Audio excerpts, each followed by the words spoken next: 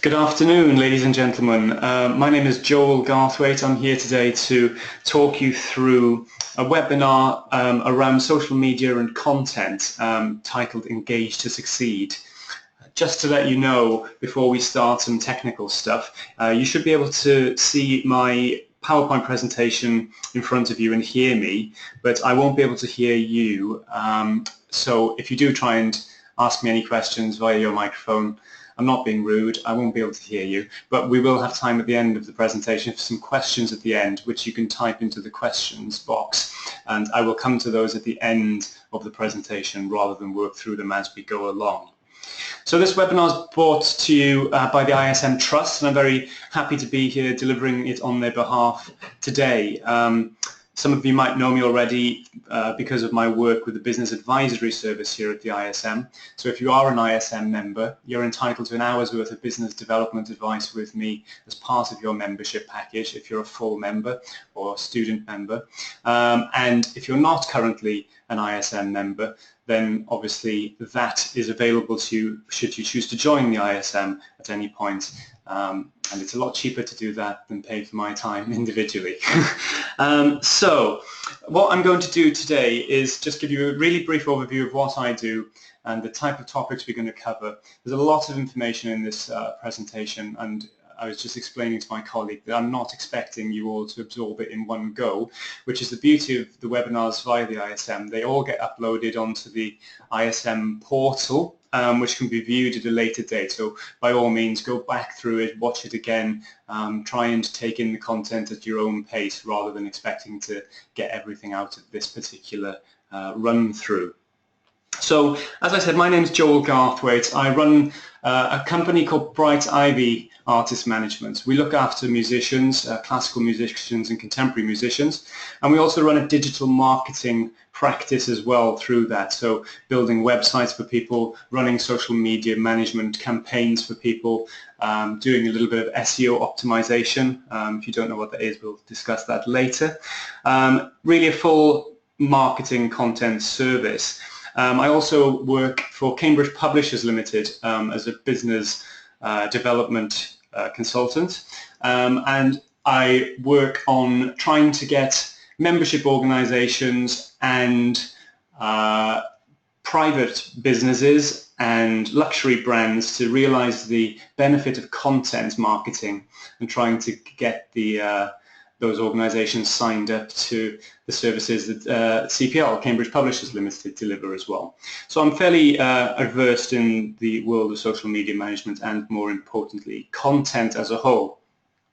So, moving quickly on, we'll have a look at some of the topics to be covered in today's presentation, just so you know what you've let yourself in for.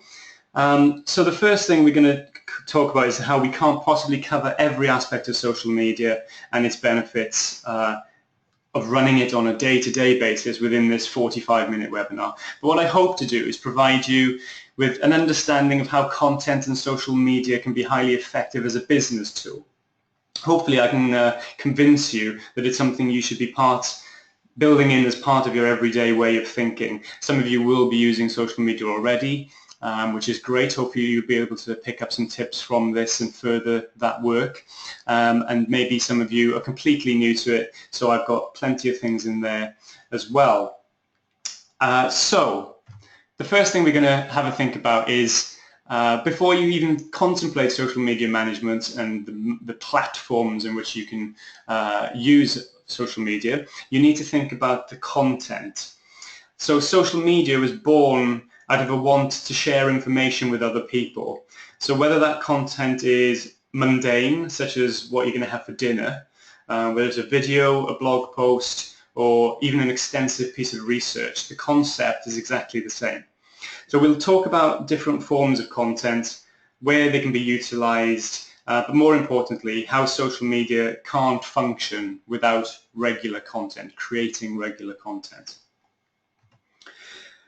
We'll talk about the purposes and benefits of social media, to how in particular they relate to arts professionals, because obviously you guys are all arts professionals.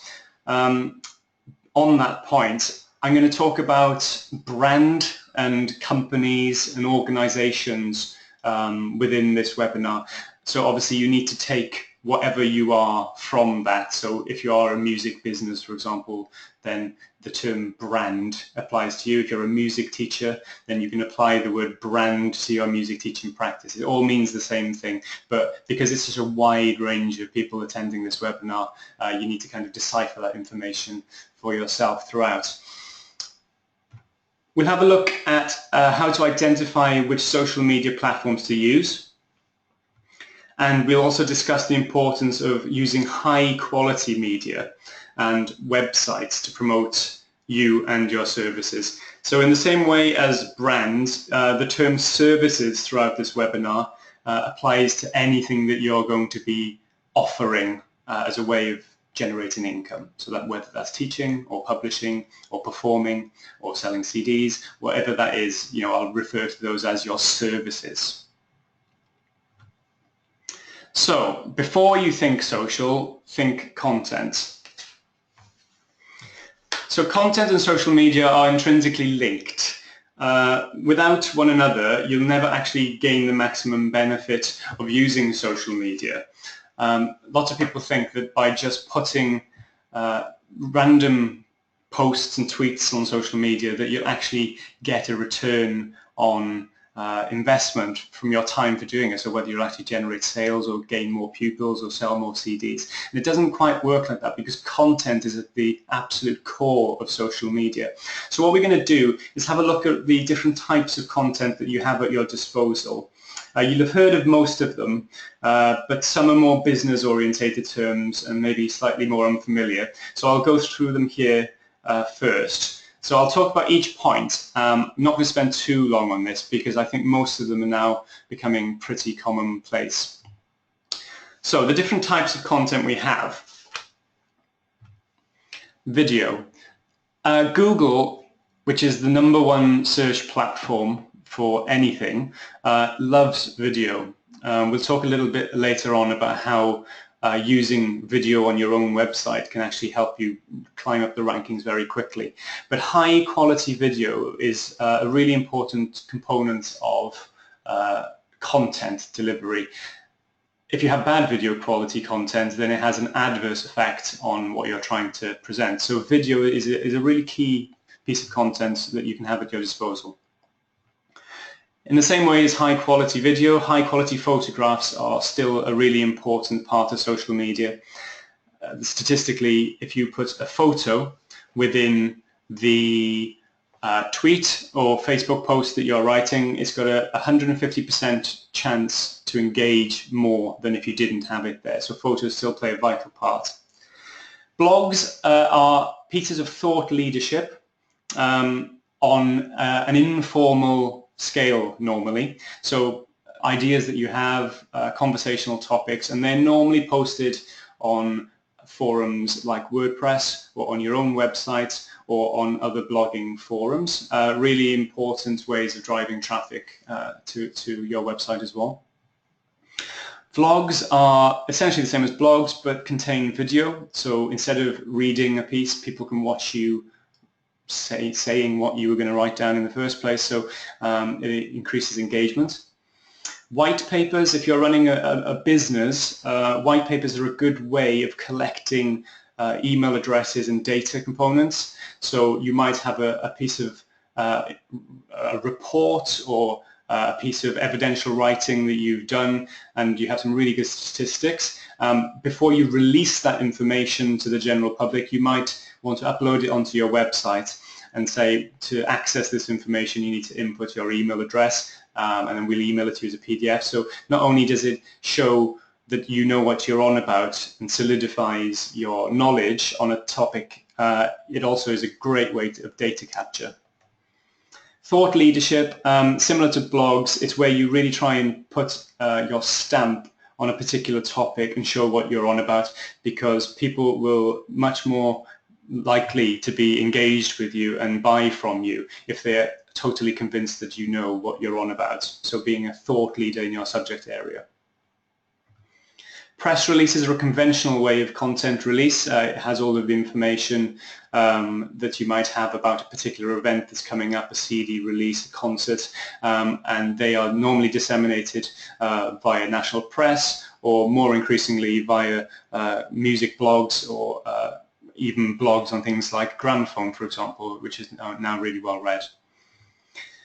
Reviews, an interesting piece of content. So if you are lucky enough to be reviewed in a broadsheet or a tabloid even, depending on what you're doing, having that at your disposal and using it as a piece of content to drive traffic to a particular page on your website is a really good way of doing things.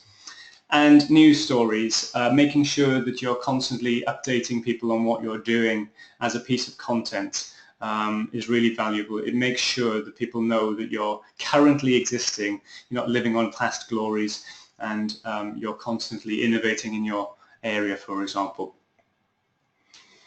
So having all of that content at your disposal, there's a list of 9 things there. So if you're ever thinking to yourself, I can't possibly use Twitter, I have nothing to say, well, I would challenge you to go away and have a look at that list of things again and see what you're actually doing that you could relate to in those types of content, because even if you posted one of each of those things every week, then that's 9 pieces of unique content every week. And I think if you look a little bit deeper, you probably will have more than that. So already you're starting to build your content management strategy. So the purposes and benefits of social media to arts professionals, you know the content now, and you know what type of things you have at your disposal that you can talk about on social media platforms, but you still might be questioning whether it's the right thing for you to do and whether you have time to do it. So what I've done is I've put together a list of 8 things, hopefully to try and convince you that there is a real benefit to using social media, specifically as an arts professional. So, number 1, increased recognition. So every opportunity that you have to get your content out there and increase your visibility is really valuable. Social media networks are just news channels for your voice and your content. So it's important because it simultaneously makes you easier and more accessible for new customers to engage with, and it makes you more familiar and recognizable for existing customers as well. So for example, a frequent Twitter user could hear about your work or thoughts for the first time after stumbling upon a single platform news feed like Twitter, or a festival director who might be looking to book a musician for a festival in the upcoming months might get better acquainted with your work after seeing your presence across multiple networks. So having a presence on Twitter, Facebook, Instagram, Snapchat, whatever they happen to be, if you're accessing all of those channels, there's more of a chance of being seen. Being on social media gives you more opportunities to convert. So every post you make on a social media platform is an opportunity for customers to convert. In business terms, the word convert, I suppose it means to move from a conversational position into one of monetary value. So it's no different for musicians. So to move from a conversation talking about music teaching, for example, to actually gaining that pupil, that's a conversion. So using social media, you'll have more opportunities to do that. When you build a following, you'll simultaneously have access to new customers, recent customers and old customers, and you'll be able to interact with all of them. So every blog post, image, video, or comment you share is a chance for someone to react, and every reaction could lead to a website visit and eventually a conversation. Now, not every interaction will result in a conversion, but every positive interaction does increase the likelihood of an eventual conversion. So even if your click-through rates are low, the sheer number of opportunities you have on social media is quite significant. Higher conversion rates. So social media marketing results in higher conversion rates in a few distinct ways. Perhaps the most significant is the humanization element of things. So the fact that you become more humanized by interacting in social media channels. Because social media is a place where companies can act like people. And this is important because people like doing business with other people. If you've heard webinars that I've done before, I bang on about the fact that eventually, if someone wants to buy something, they will buy it from a person rather than because it's a brand. So social media breaks this down quite easily. So you'll see big companies interacting on social media in a very human way, putting a human face on their business. So obviously, if you're not operating as a business, you're on social media as yourself already, so you're already operating in this way. You don't have to give it too much further thought. But studies have shown that social media has a 100% higher lead to close rate than any form of outbound marketing, whether that's newsletters, flyers, actually going and networking. All of that outbound marketing is ineffective when you compare to how social media is able to get your conversion rate higher. And a higher number of social media followers also tends to improve trust and credibility in what you do. So it's representing social proof. As such, simply building your audience on social media will improve conversion rates on your existing traffic. So all you've got to do is be on there, be vocal, and that will improve the rate of conversion for your work. Higher authority, so interacting with your current clients or pupils or whatever it happens to be regularly on social media is a show of good faith for other potential customers. So when people go to compliment or brag about a product or service, they generally turn to social media. When they include your name or your business name, new audience members will want to follow you for updates. So the more people that you're talking about on social media, the more valuable and authoritative you will seem to new users. Not to mention, if you can interact with major influencers on Twitter or other social networks, your visible authority and reach will increase exponentially. So with social media, your inbound traffic is limited to people already familiar with you, without social media, I would say. So individuals searching for keywords and sites that you currently rank for. Whereas every social media profile you add is yet another path for leading back to your website. And every piece of content you put out on those particular social media profiles is another opportunity for a new visitor to your website. So the more quality content you can get out on social media, the more inbound traffic you'll generate. It's just complete common sense. And the more traffic will mean more conversions and more leads. Better search engine rankings. So this is SEO, like I mentioned earlier. Stands for Search Engine Optimization. It's the best way to capture relevant traffic from search engines, but the requirements for success change all the time, and it's dominated really heavily by Google and their algorithm programs, which change frequently. So it's no longer enough to just regularly update your blog to ensure optimized titles and meta descriptions point back to your site. A lot of people might be familiar with backlinks. And what that means is there was a phase of people getting low quality backlinks, so other websites to contain a link to your website. And Google turned around a couple of years ago and said, look, we can't base search engine rankings on how many links you have around the web to your website, because there's no way of qualifying those links and knowing whether they're coming from good sources. So they absolutely slammed those people with all of these bought backlinks from companies in India and China. And people who are ranking really highly on social media then were disappearing, nowhere, and everyone was wondering why, and it's because Google released this new algorithm which did that. So it's not enough anymore just to get a load of links to point back to your site. Google and other search engines are calculating their rankings now using social media presence as a really significant factor. And because the fact that strong brands almost always use social media, as such, by being active on it, could act as what Google call a brand signal to search engines.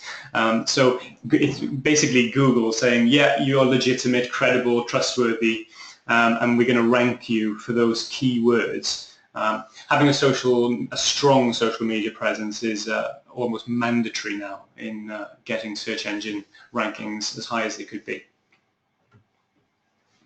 Richer customer experiences. So social media at its core is just a communication channel like anything else, like email or phones. Every customer interaction you have on social media, I believe, is an opportunity to publicly demonstrate your personality, your customer service level, and to enrich your relationship with customers. So for example, if a customer complains about you or your product on Twitter, you can immediately address it. You could apologize publicly if it's needed and take an action to make it right. Conversely, if a customer compliments you, you can thank them, you can recommend other things that you offer if you're a business, and it's a personal experience that lets customers know that you care about them. Obviously, if you're not on social media, you can't access any of that. For slightly more product-based, larger organizations, depending on how deeply you want to delve into social media, it also improves customer insight. So social media gives you an opportunity to gain really valuable information about what your customers are interested in and how they behave. That's called social listening. So for example, you can monitor user comments to see what people think of your business directly. You can drill down into that and segment the content lists based on topics and see what type of content generates the most interest. So you can almost find a formula for what is increasing engagement, and you can produce more of that content. You can measure conversations based on different promotions, and eventually, hopefully, you can find a perfect combination which will help you generate revenue.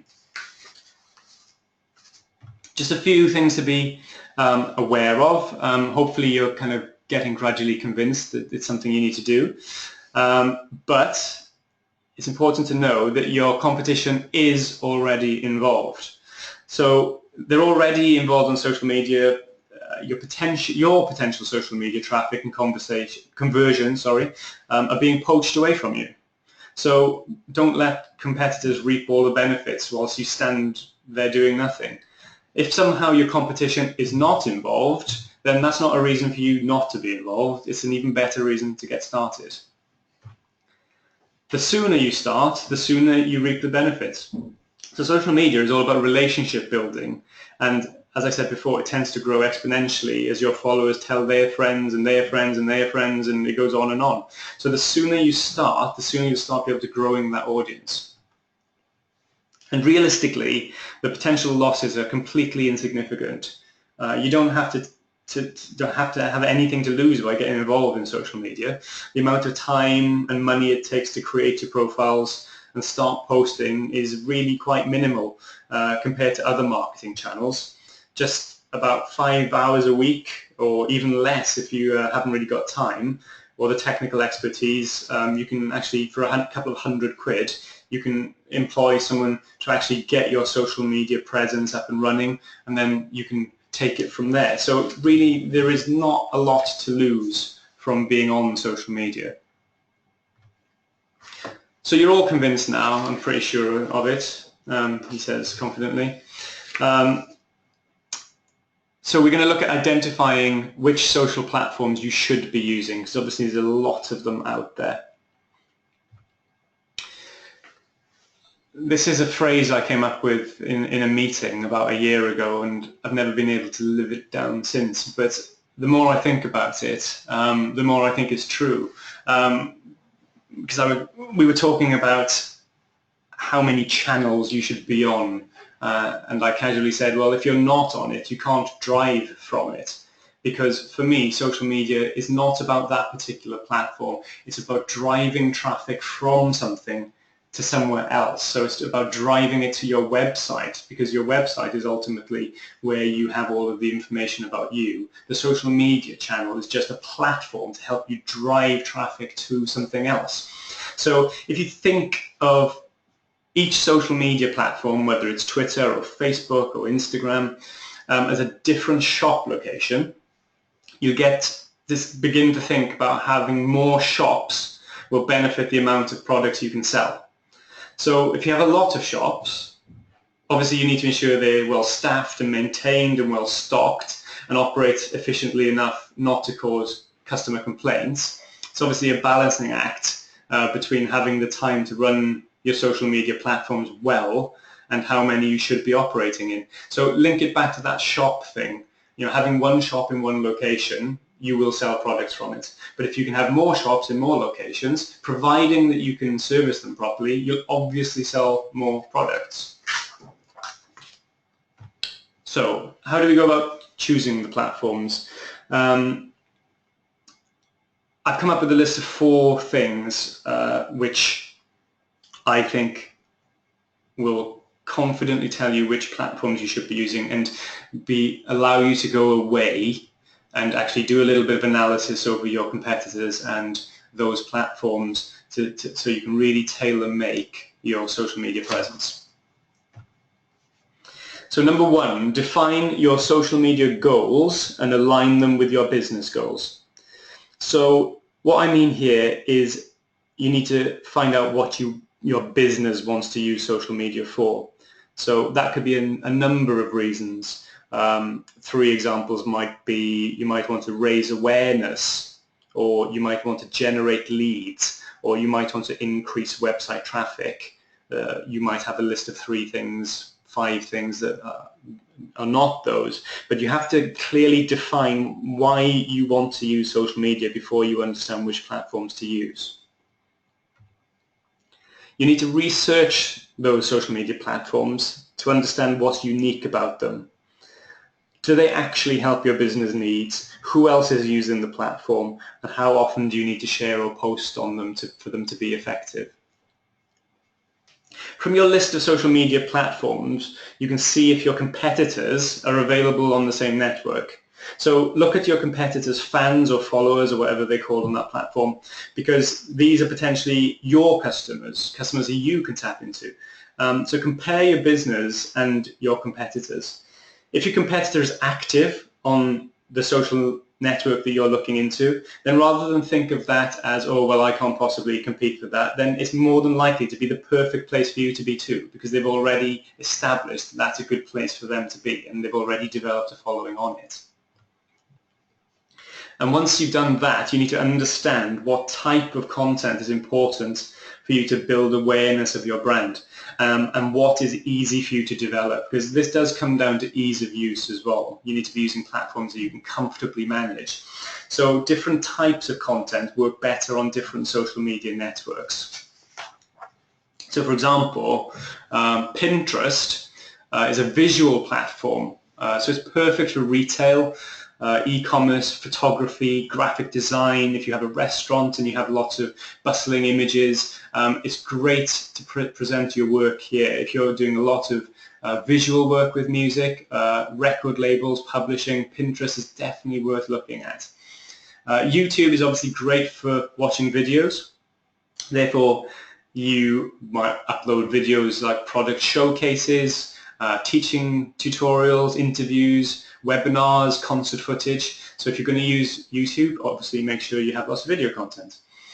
Twitter is known best as the platform which breaks news and where customers complain normally or share tips. So it's useful to know, like I said earlier, that the highest engagement on Twitter actually comes from tweets containing an image or a video. So even though you've only got 140 characters, engagement is still massively higher if you add an image or a video than if you don't. Now, Facebook can be seen as a more personal social network.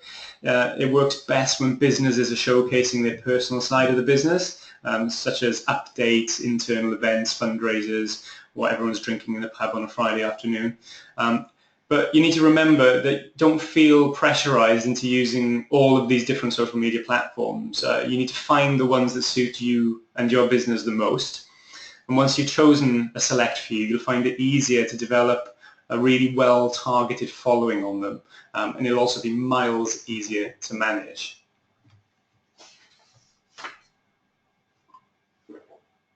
So, apologies if this next slide is a little bit small. It looks good on this big screen, but on my little MacBook at home it was pretty small. So social networks are really quite well established now. So established, as a matter of fact, that there's a core top 5 which has settled down. Over the last kind of 10 years, different platforms have been more popular than others, and they've changed in their rankings quite a lot. But the top 5 now tend to be pretty standard. Now, this was as of August 2015, these rankings, and they're based on the amount of unique monthly visitors. Now, I think that by this time next year, Instagram will be much higher than Google+, and I also think Snapchat, which isn't on there at all, could even break into the top 5, possibly push Pinterest down. So that's how much things are changing. People use them for very different things. Snapchat originally was just a way of people sending stupid photos to each other, but now it's a really, really important way for businesses within the music industry to actually get interesting behind-the-scenes photos and videos out to their customer base and their fan base. So it's not on this list yet, but I guarantee it will be by next year. So other than the top 5, your Facebook, Twitter, LinkedIn, Pinterest, Google+, there's around a dozen further platforms, if you include Snapchat as well, onto the ones on the screen, that you could consider. But you definitely need to look at the proportion of active users and how that actually fits in with your product or your offering before investing huge amounts of time in developing a presence on them. So what I'm going to do is I will talk about each one of the top 5 in a little bit more detail, maybe give you a few tips on each one. What I might actually do is give Kim from the ISM a printout of this sheet, as well as being able to view the webinar again, because you might want to take this away and actually look at them and digest them as well. Quite a lot of content here. So Facebook, let's start with Facebook. It's still far and away the most popular social media platform. It's got about 1.59 billion worldwide users. About 75% of Americans are on Facebook, which is quite phenomenal. And it has the most evenly distributed demographic of any of the platforms. Now, it's not the best platform for sales, but it's definitely, I feel, a premium platform for increasing awareness of your brand, just because of the sheer reach Facebook has. It's a must-have, I would say.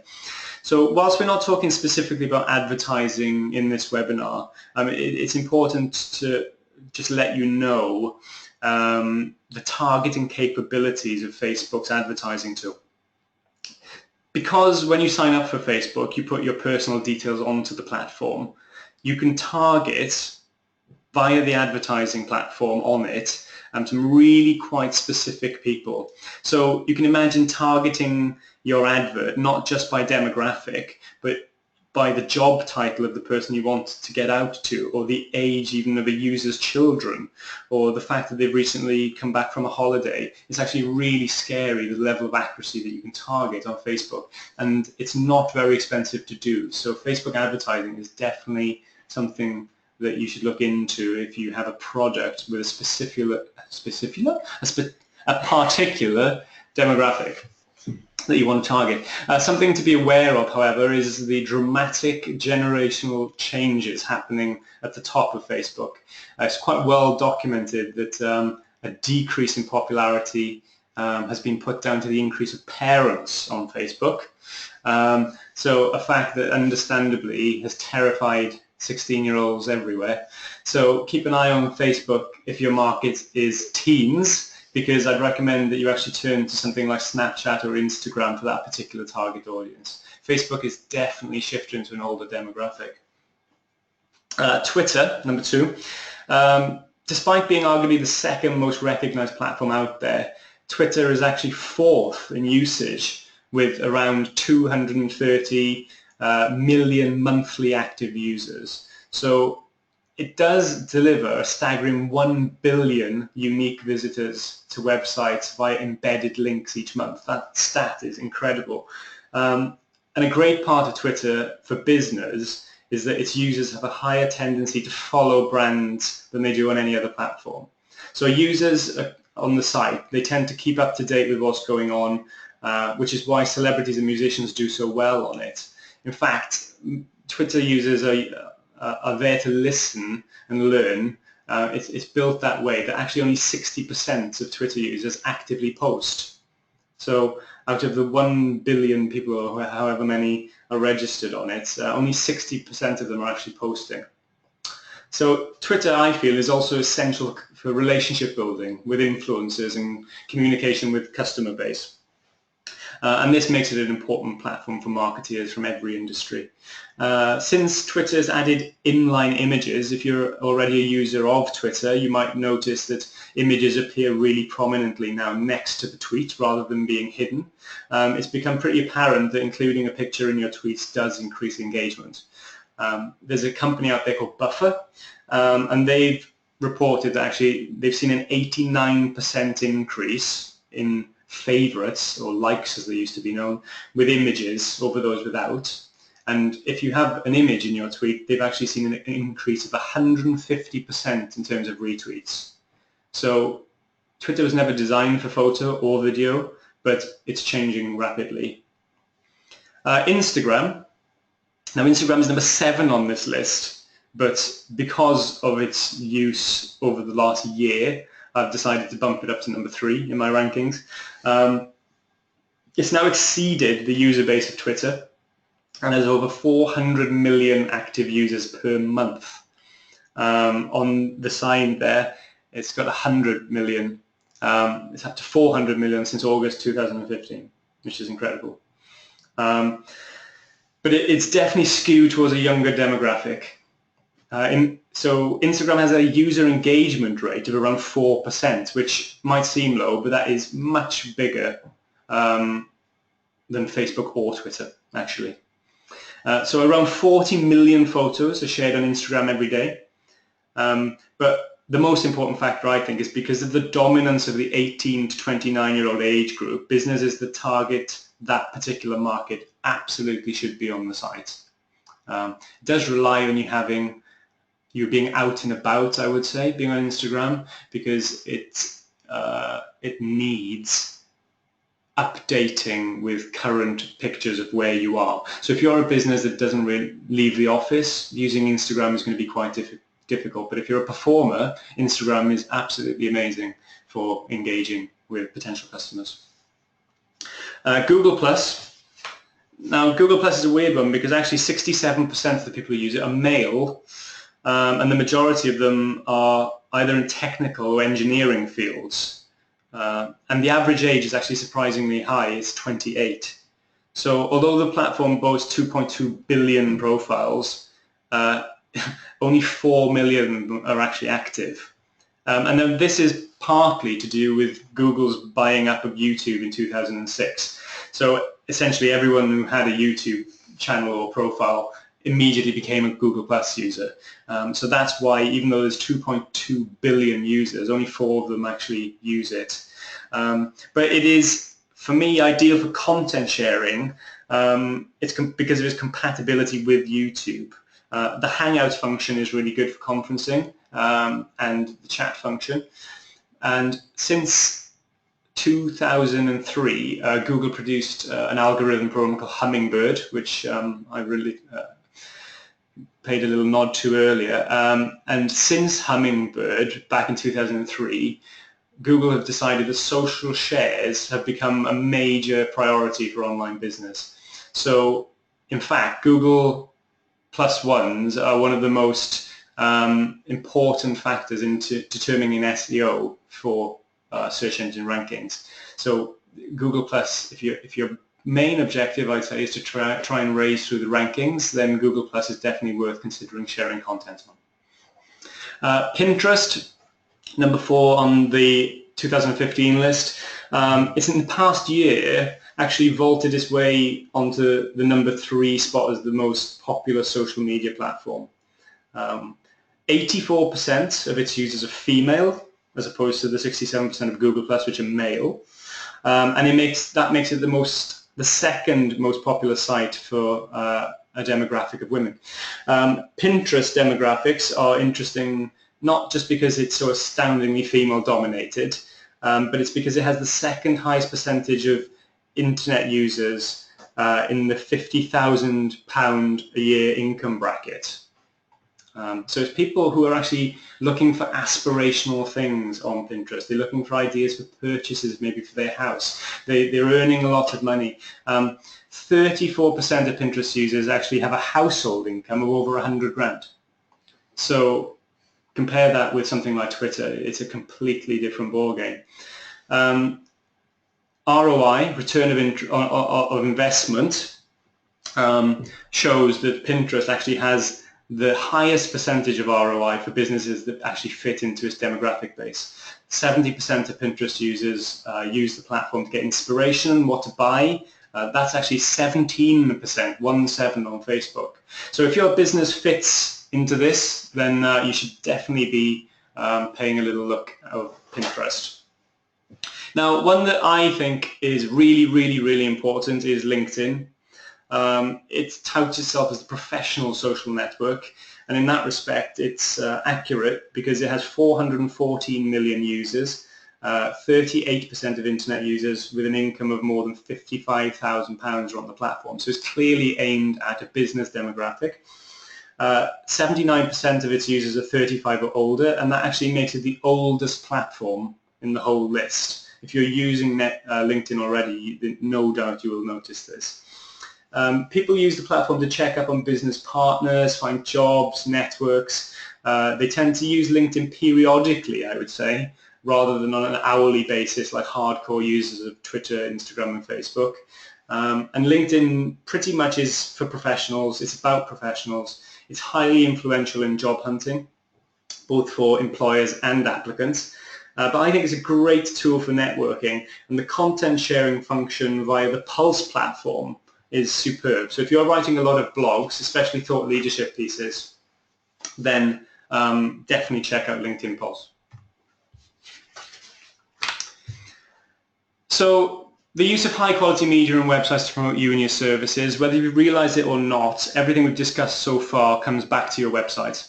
Ultimately, once an engagement is made via social media, further investigation into you, your beliefs, your work is then carried out by the customer. And the easiest place for this to happen is your website. In fact, it's the only place where you can truly control the look and the feel and the content is out there about you.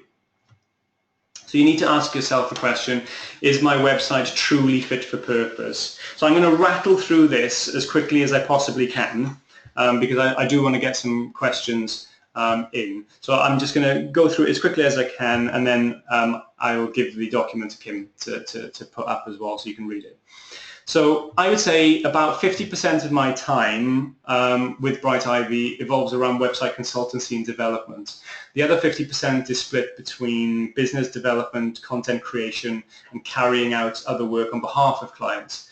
So as much of my time is dedicated to websites, I've come up with a metric to analyze the effectiveness of a website and measure exactly whether it is actually fit for purpose. Before I move on to that, you need to realize a few things. Firstly, a website's primary function should be to clearly outline the work that you do.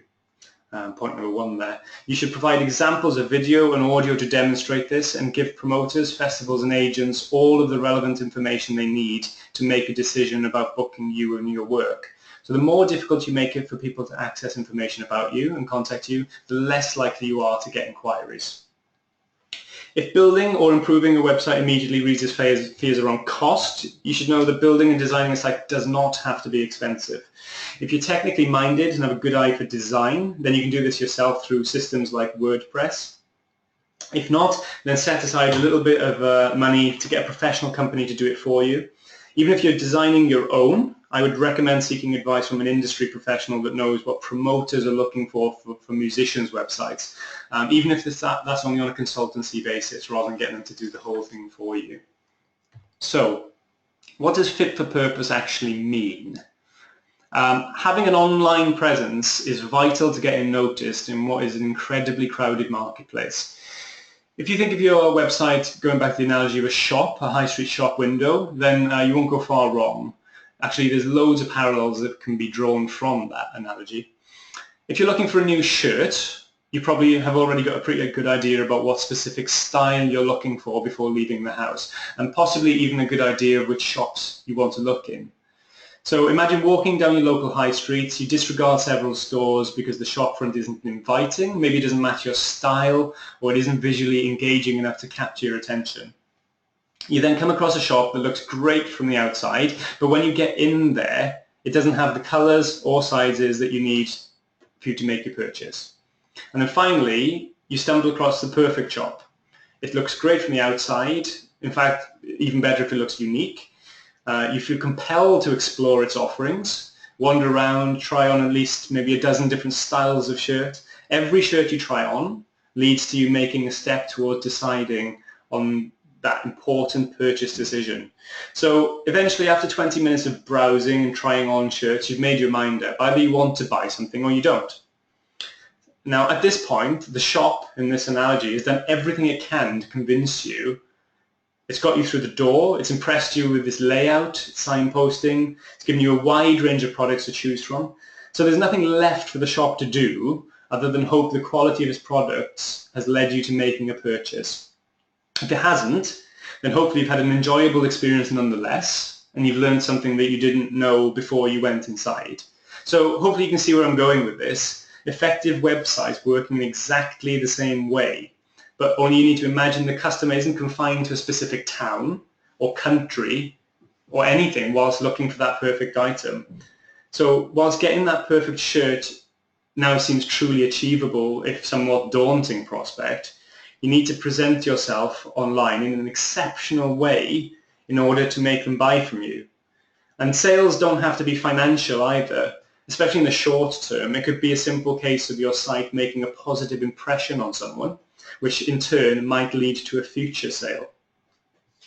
So going back to the metric I mentioned earlier to assess whether your site is truly fit for purpose, I've come up with a list of questions you need to ask yourself, and then you'll be in a position to make that decision for yourself. So to assess whether your site is truly fit for purpose, you need to ask yourself the following questions. Does my site reflect the quality of what I'm selling? Is it clear and accurate, allowing visitors to navigate information easily? Does it immediately display my primary offering, or does it make my visitor search for what they need? Does it reflect my personality? Does it stand out from competitors' sites? And then the big one, is it mobile optimized? i.e., does the design automatically adapt on what people are viewing it on, whether that's a smartphone or a tablet? Now, if the answer to all of these questions is no, then you need a new website. It should absolutely be a priority because you will be losing out on potential customers because you're not presenting yourself in the best possible light. If the answer to all of these questions is yes, then you're already probably doing a great job, and you can start to focus on some more of the technical aspects of website functionality, and that might include creating more great content, some better or more effective SEO, a better CMS, optimized strategies to drive more traffic, for example. And if the answers to the questions are mixed, then it might be a case of you just need a bit of fine-tuning on your site rather than starting from scratch. And I think working in websites as much as I do, that 99% of websites could do with a little, or in some cases a lot, of tuning up. And wading through all of the information on the web that tells you what constitutes a good website can be daunting, I feel. Lots of this information is actually dished out by web design companies whose own sites aren't fit for purpose, so it's hard to know what is or isn't true. I think we're quite good at doing websites at Bright Ivy, so what I've actually done is made a list, which I'll leave on the screen whilst I talk through these, and again, make sure you've got it afterwards as a download or something. These are things that all sites should have, in my opinion, and they're non-negotiable. So if you ever do any work for a client and they say, well, I don't need this, and I don't need this, and I don't want this, then there's a good chance we won't actually take that work from the client, because they're what I call non-negotiable website criteria, which is very dry, but this is my list. Easy navigation, clearly structured pages. It needs to be accessible and error-free across all browsers, so it can't just look good on Chrome, it needs to look good on Firefox, Safari. We don't test in Internet Explorer anymore, for obvious reasons. It needs to have a prioritization of the content and a logical flow for the visitor.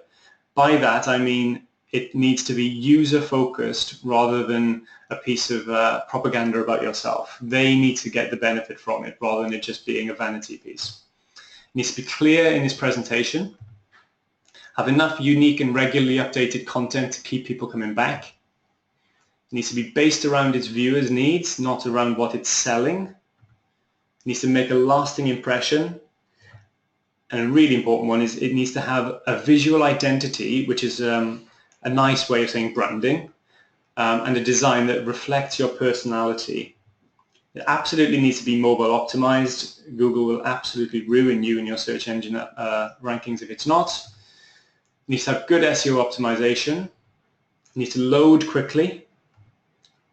It needs to engage with viewers at any given opportunity. Display contact information prominently. People need to be able to send you a message. You know, it can't just look great. What's the point of it? People need to get in touch. It needs to prominently display the company or your most outstanding features, and it needs to use rich images and satisfying, well-organized content, including videos. A big thing going back to high quality content. If you've got a beautiful looking site, don't put a horrible video on it. It will absolutely ruin it. Explain how your product or service will benefit customers. It needs to be obvious and self-explanatory. And lastly, it needs to not be afraid of white space. By that, I mean it needs to be clear and not be afraid to have lots of space for viewers to make their own eye movements around. There's a thing in the Barbican press yesterday about brutalism websites coming back into fashion and deliberately ugly websites. I'm sorry, I don't buy that, especially in our industry. So, rush through that last bit because I do want to get to some questions. So maybe if you have some questions, you can start typing them in now whilst I just go through this conclusion. Social media is an essential business tool in today's market. If you're not currently using it, then you should be. If you are using social media, that's brilliant, but you could ask yourself, could you be doing it a bit better? Could you be getting better results by using high quality content, making sure you're on the right platforms for the target audience? And you need to make sure your website has to be fit for purpose. In my opinion, there's no excuses for a poor website.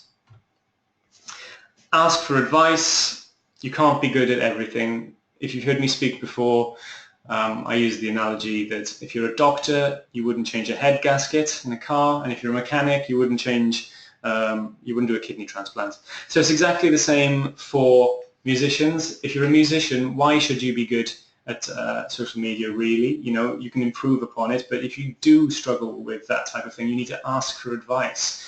If you're not a brilliant writer, but you have loads of great ideas for content, get in touch with a writer, get them to voice your leadership pieces on your behalf. You can't be good at everything. So that was a lot of information. Hopefully you found it useful. There's been a ton of info in there, so do watch it again via the ISM webinar panel. Hopefully different things will start to sink in each time. If you're not currently an ISM member, then you definitely should be. Like I said, even if it's only to get the hour of consultancy time with me, it's worth the membership fee alone in the first year. But there's also a ton of other brilliant benefits of being an ISM member. The address for the webinars, if you want to revisit them, is ism.org/webinars. And I'll try and get this copy put up on there as well, so you can read it as well as watching it again. So if you've got any questions about what's already been said or hasn't, let me know. There's a lot on there, so I'm going to try and go through them. Okay. So let's start at the top. A lot of people here saying, can you put the non-negotiables up, and can you put up the lists? I'll go back to that one and leave them up. So here's the non-negotiables. They will be available afterwards as well. Okay, this is from Madeline. Hi, you mentioned WordPress as a possible way to make a website. There's lots of different versions of this, such as Squarespace. Can you recommend which are the best? Squarespace, I feel, is very limiting in terms of what you can do with it. It's template function based. WordPress is a more open platform, which you can use templates for, but if you have a good web coder or programmer, you can also do something completely custom coded within that CMS platform. So I would say this because my business is mainly built around making websites for people, and people pay me to do that. So I wouldn't use Squarespace personally, just because I think the functionality of it and the actual ability for you to change things in the future isn't there. Whereas using something like Expression Engine or WordPress is a much better way to go, and it future-proofs your site better. Okay, so we've got a part-time piano teacher and accompanist with a limited budget for website creation, currently using Facebook in place of a website. Make your own website, or how much to spend, I presume that says. Like I said, hopefully you've realized that social media is not a replacement for a website. It should be a channel to drive traffic from the social media platform to the website, because it doesn't offer the functionality that you can have on your own website. In terms of budget, it's a really hard one. Custom coded sites range from about £1,500 to £5,000, depending on what type of visual language you need, how much custom coding is required, what functionality you need, whether you need e-commerce or whether you want handmade illustrations like on the Bright Ivy website, for example. But I would say if you're going to get something custom coded, it'll be about £1,000. You can look at templates on WordPress platforms that are about £50 for a premium template, or there's actually some quite good free ones on there. So I would, depending on your budget, if you need something quite basic that looks good, then look at a template and then get someone who knows about coding to actually implement it to make sure it's future-proof. Do people switch off if you repeatedly advertise? Yeah. You shouldn't advertise anything on any social media. It's not for that. It's for engaging with quality content that you have. It's not about, you can do the odd nod towards a CD that you have coming out, but instead of saying, here's a link to my CD, put up audio from the CD, put up photos from the CD recording, link in people who are involved with the CD. It's awareness raising rather than advertising. Facebook advertising is obviously different, because it's targeted audience and only certain people will be seeing it, and generally they will be people who are particularly looking for that thing. But as a rule, social media shouldn't be used for selling, it should be used for engaging. How much to spend? Hopefully I've answered that. What else have we got in here? Artists sometimes have dry periods where they're not doing a project. What do you suggest artists do about this in terms of having no content? Well, I don't think content has to come from just the work you're doing. It can come in terms of thoughts. It can come in terms of opinion pieces. It can come in terms of if you're out and about, or it's not just about the work you do. It's about building your personality, so people will buy into that personality. So I wouldn't worry that it's not constantly about your work. It's about developing your presence so people can relate to that. So if it's a dry period in terms of concerts, then look for thought leadership pieces maybe, or opinion pieces. Where can I find someone to run our website for 5 hours a week? Give me an email, and I will put you in touch with one of our team who can do that for you. I'm sure there's, like the BBC would say, other service providers are available, probably on the website, on the ISM website, but that is the type of thing we would do at Bright Ivy. In your opinion, what are the best social media platforms for music teachers? Also, as an ISM member, how can I access 1 Hour Consultancy with you? Access the 1 Hour Consultancy with me by dropping me an email. I'll just put up my... where have I gone? I need technical assistance here. I'll put up my email address on there. You can get in touch with me via that. There you go. And it'll also be on the ISM website as well. Best platforms for music teachers. It depends on what you have. For me, if I have a child who is looking for, as a parent looking for music lessons, I want to know the quality of the teacher, their ethos, maybe some footage of them actually teaching, the type of surrounding they'll be learning in. So that's a very visual thing, which would be Twitter and Facebook. If it's very businessy and you want to target specific groups of people, whether you want to particularly target the demographic of law people who might have children who want lessons, then maybe look at LinkedIn. But I definitely think that Twitter and Facebook for music teachers is a good one. Could you recommend Weebly for the well less off? No, I don't recommend Weebly. I think it's terrible. I would recommend using WordPress, which is free, and finding a good free WordPress template because it offers you future-proofing functionality. Weebly doesn't. It's incredibly limiting, and unless you pay for the Weebly version, you get adverts all over it as well. It ranks really poorly on Google as well. Should you put your phone number on a website? Yeah, if you want people to ring you. Absolutely. If you talk, you can get a service now which protects your mobile phone number for a small amount, like an e-receptionist type service. So if you want to, or you can even do it through Skype. Skype offer a redirect service if you want an 020 number, for example, for really quite small amounts of money. So if you don't want to put your mobile number up on there, look at that.